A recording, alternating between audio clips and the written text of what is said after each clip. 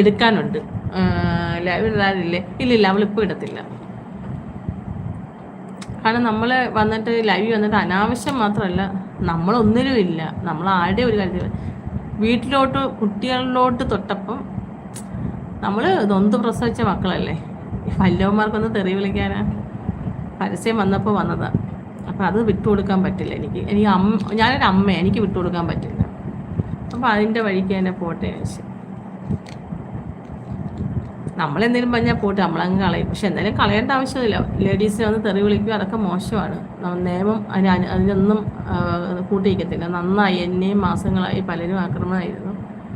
ലേഡീസിനെ തെറി വിളിച്ചാൽ അതിൻ്റെ ആയിട്ട് നിയമം നമ്മൾ തിരിച്ച് പറയരുത്. തിരിച്ച് പറഞ്ഞാൽ അത് കൗണ്ടറായി പോകും. തിരിച്ച് പറയാതെ നമ്മൾ കേസിൽ പോവുക. തിരിച്ച് പറഞ്ഞു കഴിഞ്ഞാൽ കൗണ്ടറാത്തേ ഉള്ളൂ. അതൊരിക്കലും പോകരുത്.